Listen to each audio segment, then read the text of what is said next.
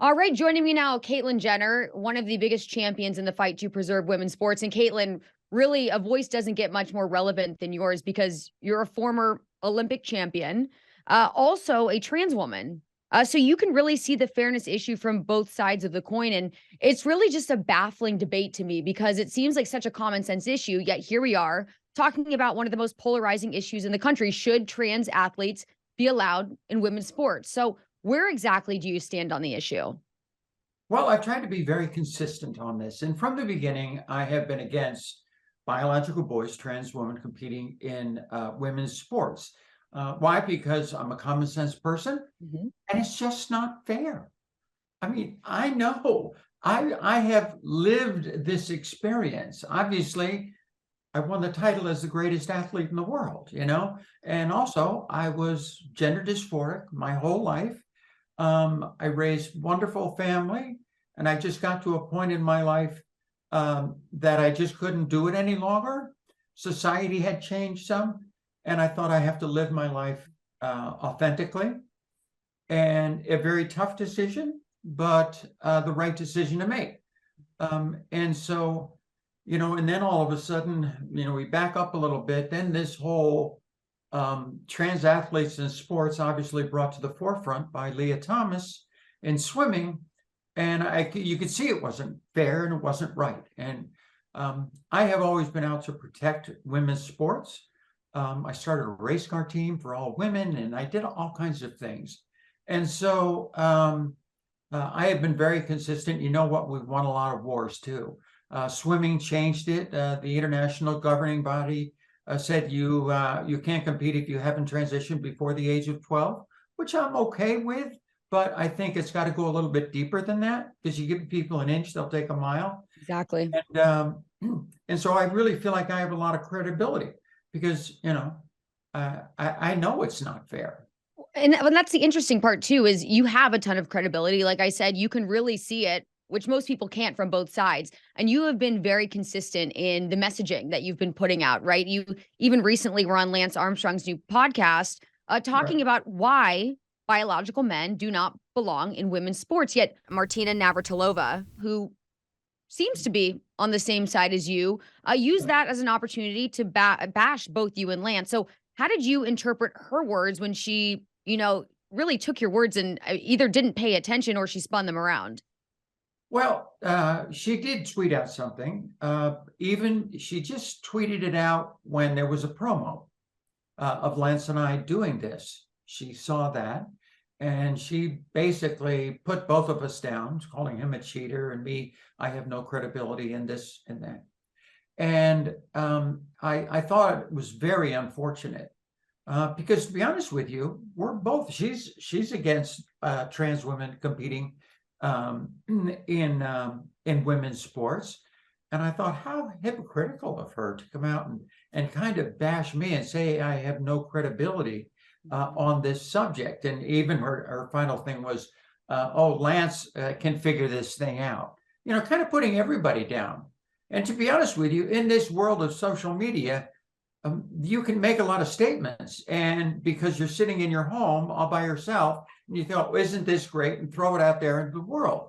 But I just want people like Martina Navratilova to realize that there are consequences if you're going to tweet this stuff.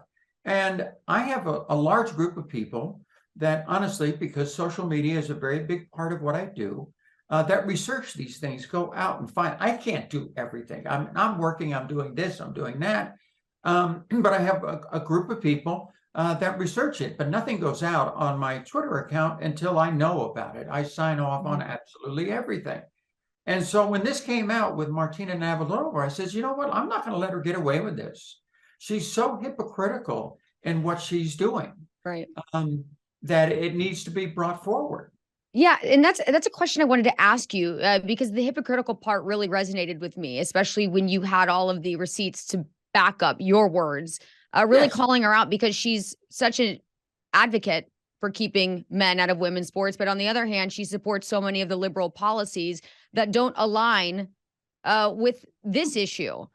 Do you think Martina is, I don't know. Do you feel like she's what she's saying, like she really believes in, or is she looking Honestly, to? Yeah, an agenda of her own. I believe her, but she is a big liberal, and in I call it the radical rainbow mafia that I've used for a while. Tommy Lahren came up with that one, and I just loved it, and I've used it ever since. And she's part of that.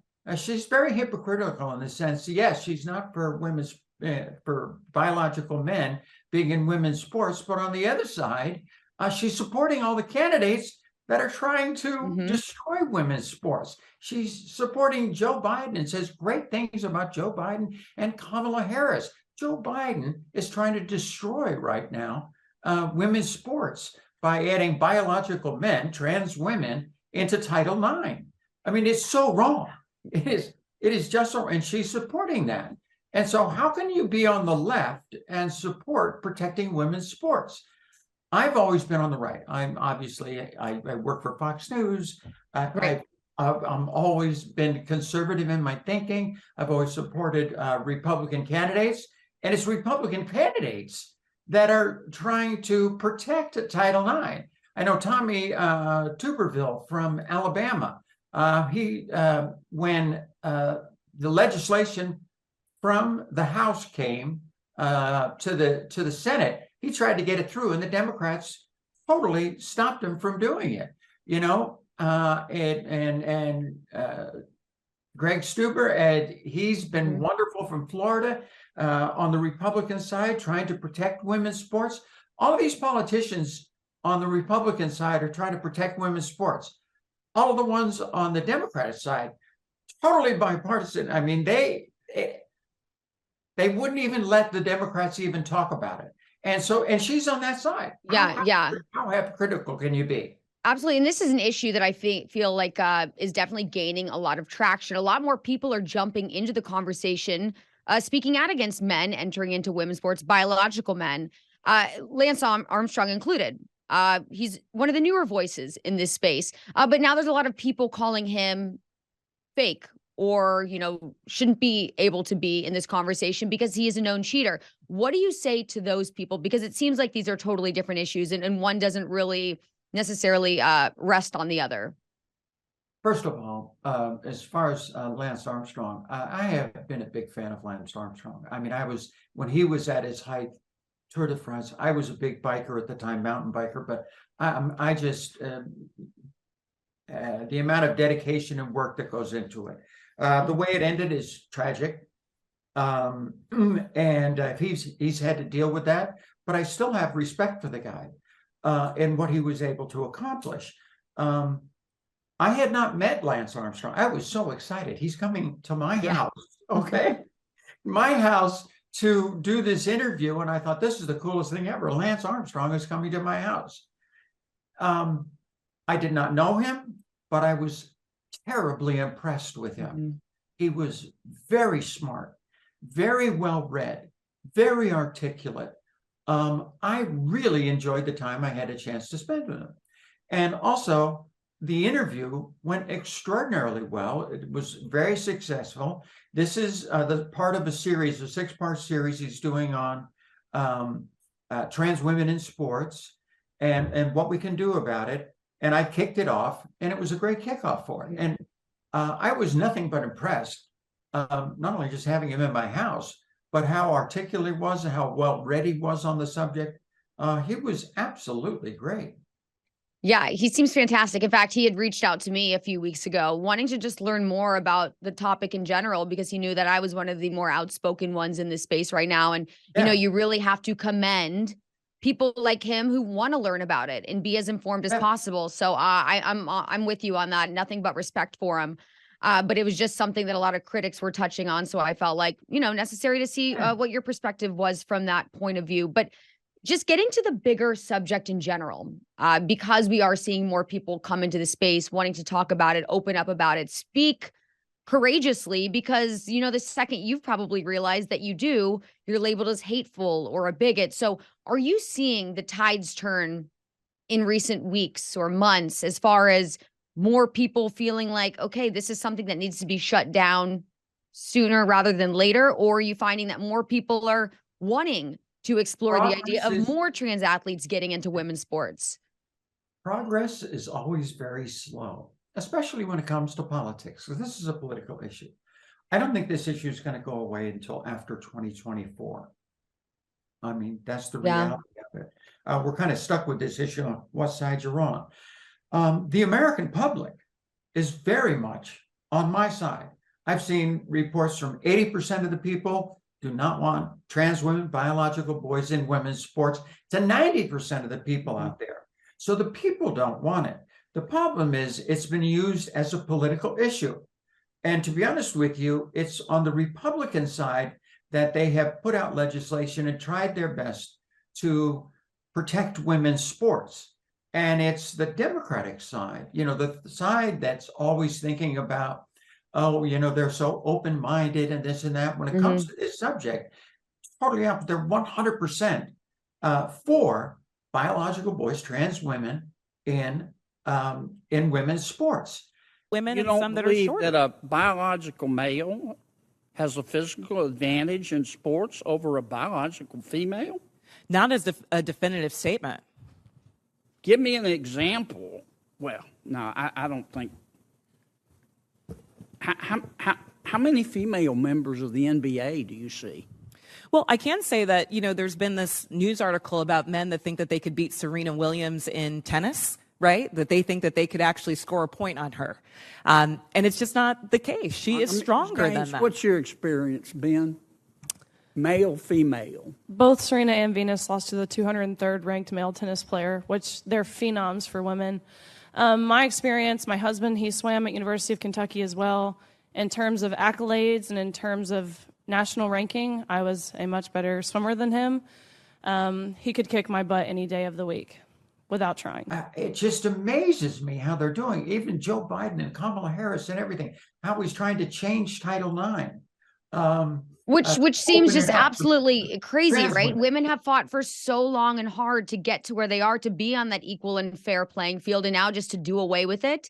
That's what I'm saying, is this whole debate just seems wild to me. I agree with you 100%. I remember back in the 70s, Donna DeVerona, you probably know Donna, she was very involved in this, and we worked together at the time. So she's always talking about, Title IX passed 51 years ago in 72, but it was about fairness in education, primarily education, and for women.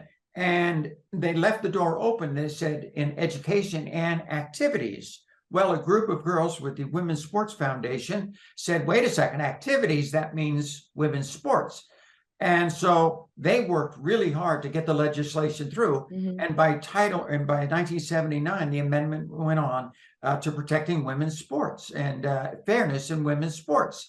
And now all of a sudden, here we are 50 years later, and the Democrats are trying to destroy it. Joe Biden personally is trying to destroy women's sports after everybody has worked so hard to make it fair and make it equal.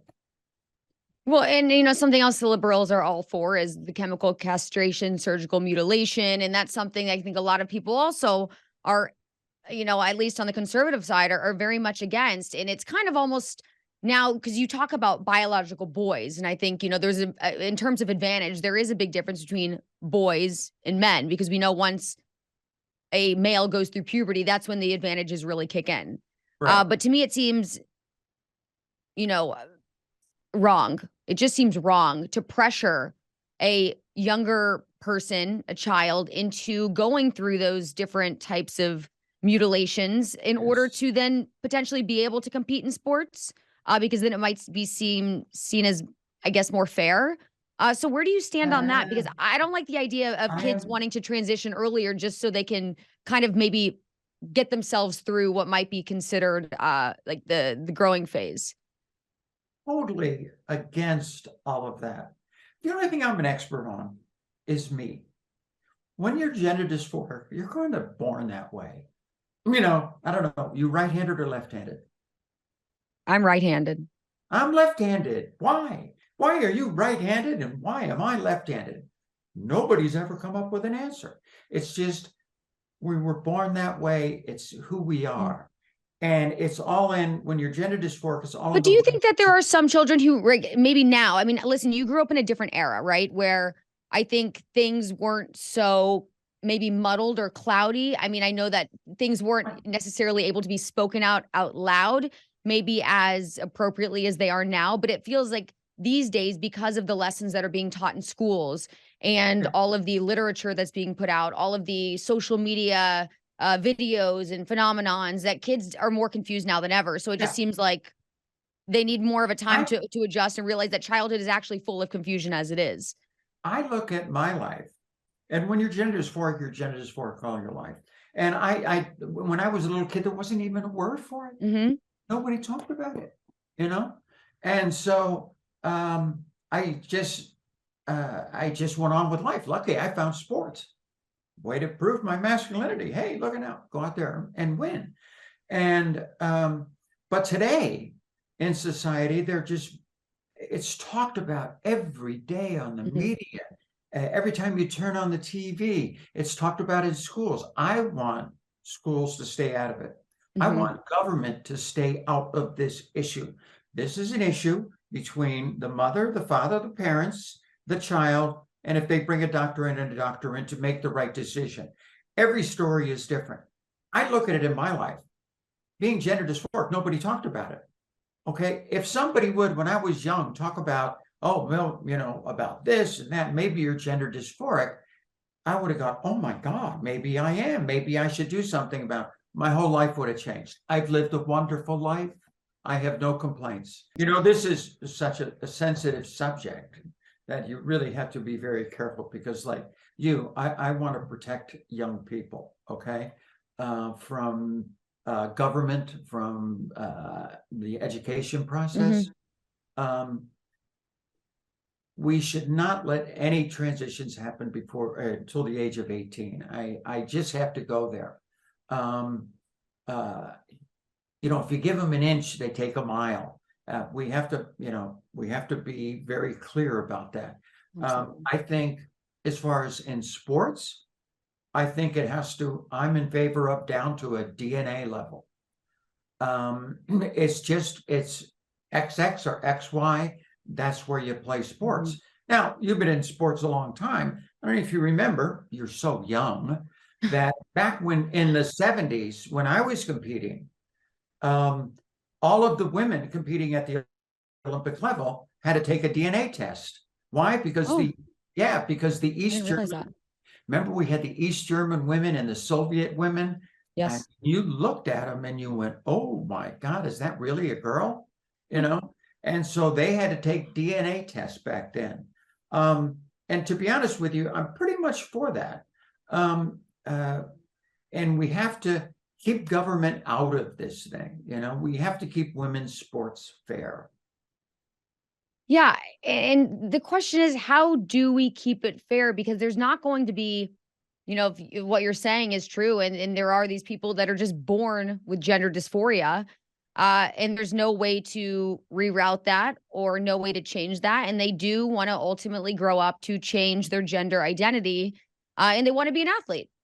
But as we know, you can't have trans athletes in women's sports, because unless the transition happens at an early enough age, which we both agree it shouldn't be happening anyways, then there's no really great way around it. So how can the sports bodies, what's the proper way to address this? Should there just be another division that's meant for trans athletes, or a open division? Because you know what, on that, people ask that all the time. Honestly, there's not enough trans people to make another division.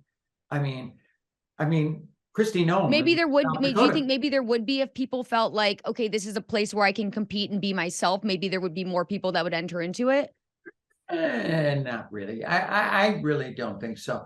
Christy Nome, she banned trans athletes at the high school level in South Dakota. Well, they didn't have one trans person in the entire state trying to compete in women's sports. They didn't have anybody, and she banned it. But it just shows you how small the numbers are. of trans people, not only just trans people, but trans people who want to participate in sports. It's such a small number. You couldn't make a league of these people. Mm-hmm. One thing, actually, Alaska came up with something. They were going to put a ban on trans athletes in Alaska, but then what they tried to do in their league, they tried to start an all-gender league. Okay, and like in the spring, it might be like a co-ed league. Yeah, and make an all-gender league. Anybody come. We don't care what you're. Anybody can come. Boys, girls, trans, not trans, non-binary. Anybody can compete in that league. And I thought, what, that's a pretty good idea.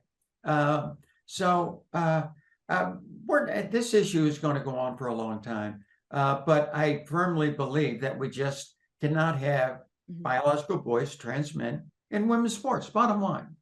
So my final question to you, and I know you don't have a crystal ball, and I know that you have already made it clear that progress is slow and that we shouldn't expect anything so quickly, and probably not till 2024 when, we hopefully turn our country over into new and better hands.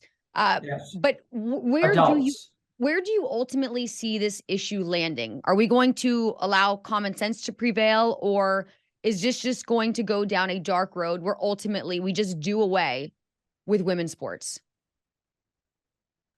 I don't want to ever do away with women's sports. I think sports is so good for women. It's so important. But it has to be on a fair playing field. That's all I'm saying here. Okay. I think sports in general is a place where you go in life, especially at a young age, and you learn about winning, you learn about losing, you learn about hard work and dedication. What did I do wrong? These are all lessons that are so good for you when you get out into the real world, and it's a clean, wholesome way to do that. And so, no, I want to see women's sports. I want it to thrive. I want a lot of women involved in sports.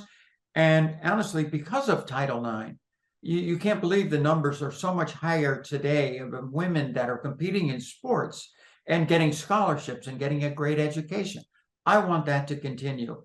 Where this winds up down the line, I don't know. But I believe in fairness over, equality.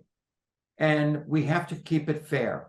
And trans women, I nothing but support them in every other area, but in this one thing called sports, it's kind of the worst publicity the trans community has gotten over the last few years.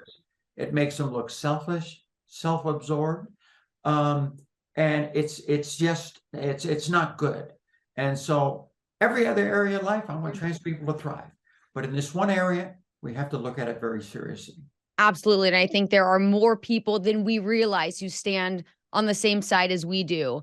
And I just hope that, your courage, Riley Gaines' courage, my courage, all of us who have been, very adamant about speaking up. I just only hope that it's contagious enough that more people join in this fight and help to save women's sports. Caitlin, thank you so, so much. It was amazing talking to you. Great talking to you.